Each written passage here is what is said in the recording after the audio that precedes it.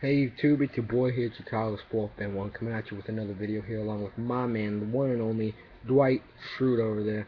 And this video is going to be about my top 10 running backs in the 2012-2013 season. Now there's one person on this list that is not there, but would usually be there, and would usually be probably in the top 3. Maurice Jones-Drew.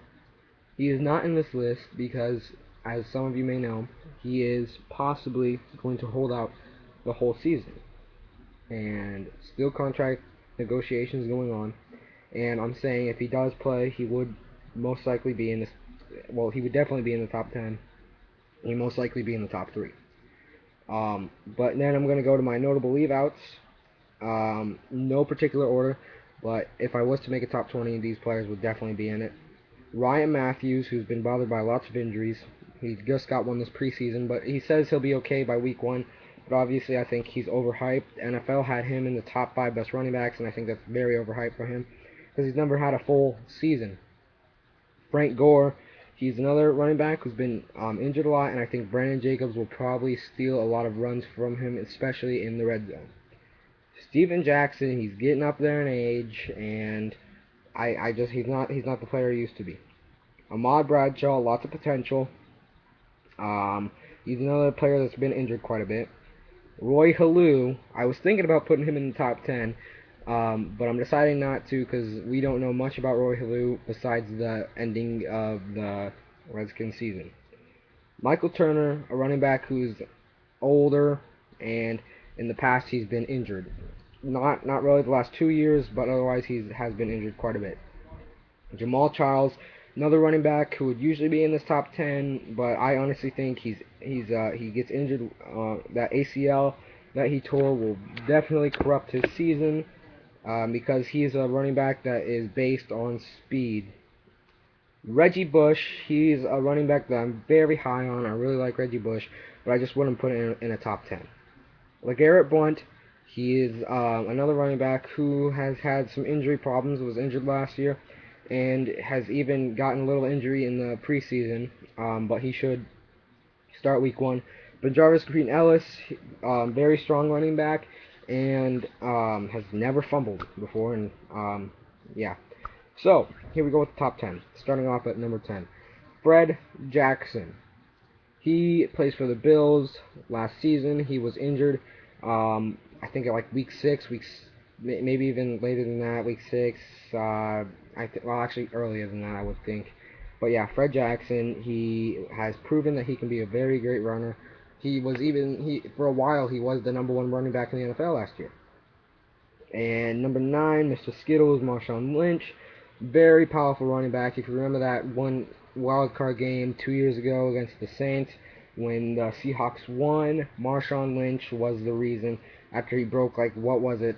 I can't remember how many tackles it was, but it was a lot. And he can still do that. He's a special at breaking tackles. He's a great running back. Is great in the red zone. He can do so much for your team. And he can break out a big one. Number 8. Oh yeah, before I say this, in my list, I believe I have like 5 running backs who have been injured last season. One of them being Fred Jackson, and they were serious injuries that ended their season. Number 8, DeMarco Murray, plays for the Cowboys. He was another player that had almost a career-ending. He had a season-ending injury last season, and he was having a great rookie campaign. Can't think of the guy that went down for the Cowboys. Felix Jones. Felix Jones got hurt, I think it was, and they put in DeMarco Murray, and DeMarco Murray did great and came up to be their starting running back for next season. He needs to stay healthy. Number 7, Chris Johnson. This running back, lots of people last year were putting him at number 1. Then he had a very off season.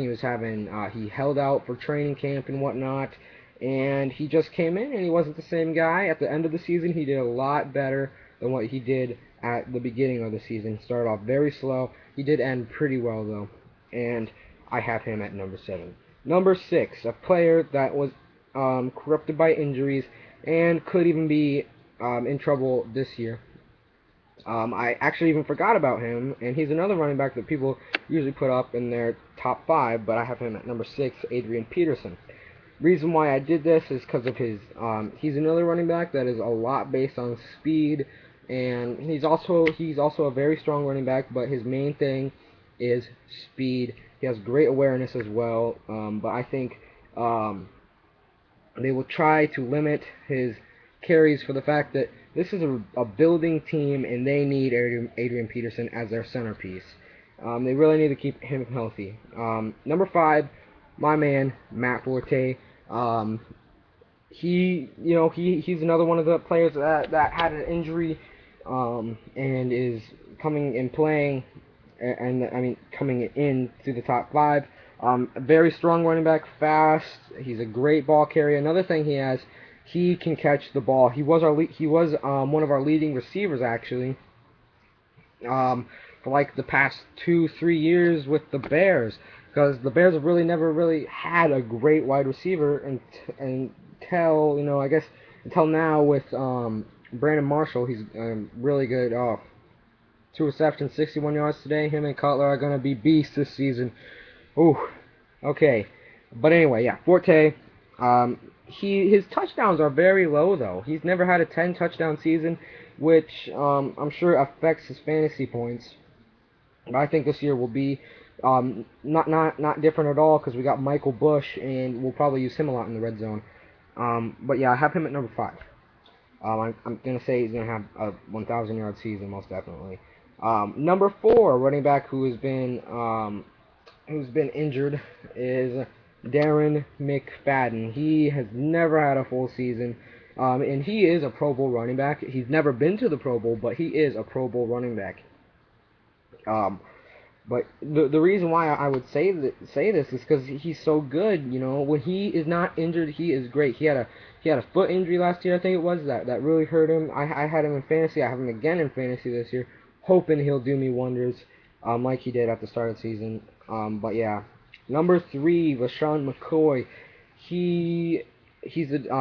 Last year I think he had like one of the most fantasy points. Is one of the best running backs all around in the season.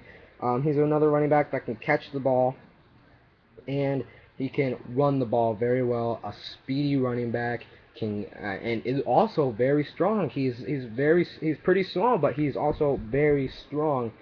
Number 2. Now this may surprise some people. It is Arian Foster. Arian Foster. He's another running back who has been injured quite a bit. I can't remember. I think he didn't play the first game for the Texans last year. I think he had an injury. I can't remember. But yeah, Arian Foster. He's a big player in this Texans offense, and I think he will have a very great season. Just like people think, just if he can stay healthy. And at number 1, if some of you probably guessed this, since Arian Foster, did not get number 1, is Ray Rice. He's a running back that was actually in contract negotiations, finally signed, and I think he's gonna be the best running back this year. He's very agile. He's a very great runner. If his offensive line can block for him, then he can do great for the Ravens. So yeah, that's really all I got on this video. Thank you guys for watching. Make sure to like the video, comment, and peace out.